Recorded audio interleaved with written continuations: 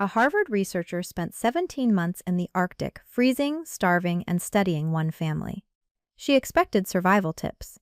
Instead, she uncovered a parenting secret so powerful it quietly rewires a child's brain, and almost nobody in the modern world uses it. Back in the 1960s, a young woman named Jean Briggs did something almost nobody would dare. At 34 years old, she traveled far above the Arctic Circle and moved onto the frozen tundra to live. There were no roads out there, no heating systems, no grocery stores.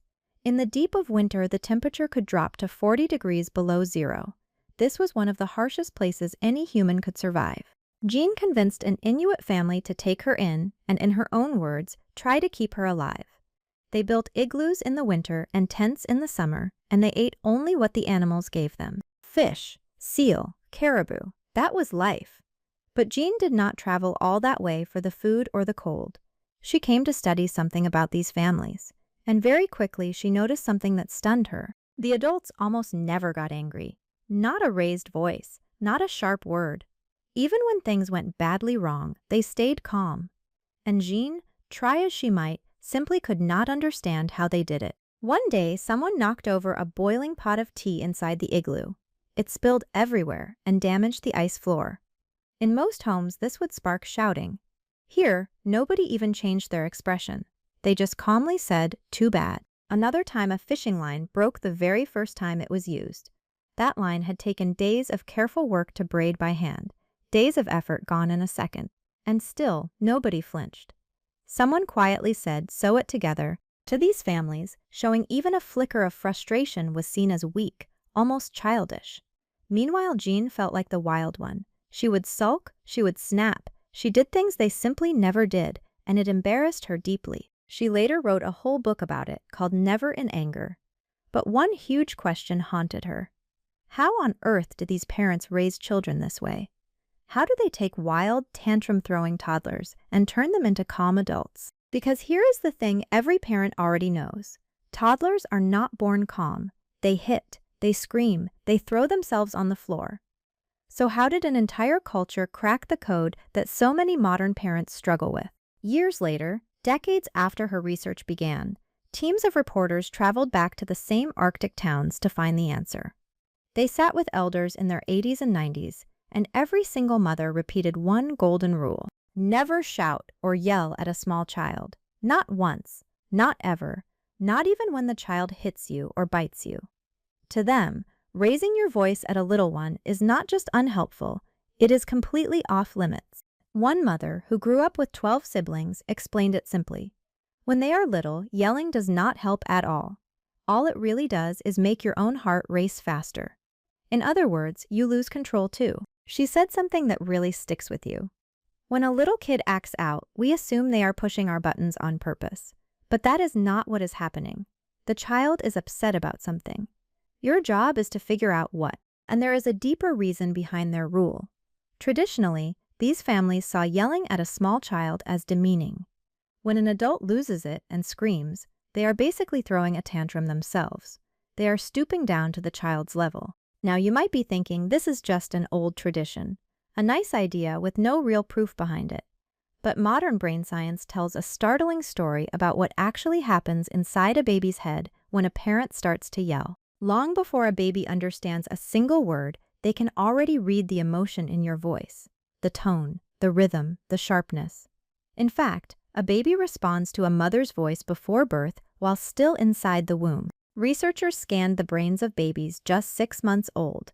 When those babies heard an angry voice, the same brain network that fires in stressed adults lit up in them too. Their tiny brains were already wired to feel that anger. And here is the part that should make every parent pause. That anger response was strongest in the babies whose mothers were the most controlling and the most harsh. The more shouting a baby heard, the more sharply their brain reacted to it. Other studies found something even more chilling. Babies react to angry, arguing voices even while they are fast asleep. In homes full of conflict, the stress regions of a sleeping baby's brain light up.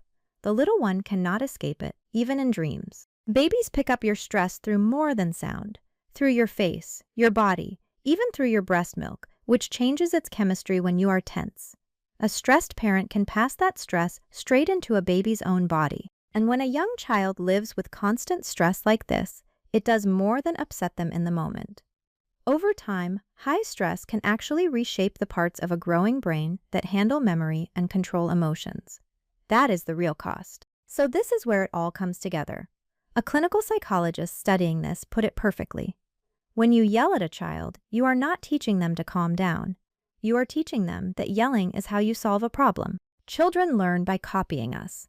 So when you blow up in frustration, you are basically handing them a step-by-step guide on how to blow up too.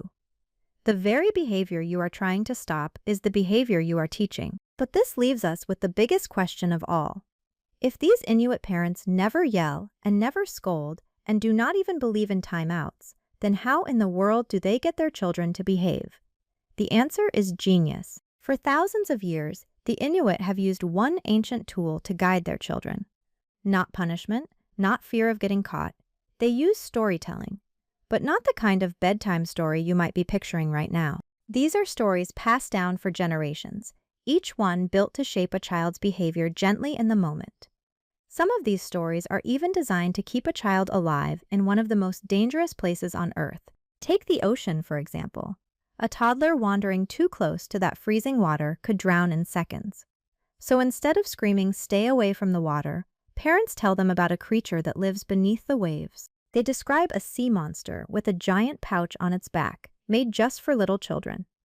If a child walks too close to the edge, the monster scoops them up, drags them into the deep, and gives them away to another family. And here is the clever part.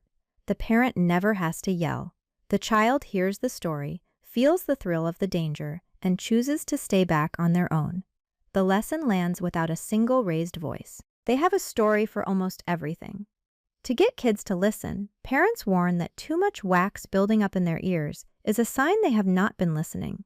Suddenly, ear checks become a playful reminder instead of a lecture. To stop kids from grabbing food without asking, they tell them that long fingers might reach out and snatch them.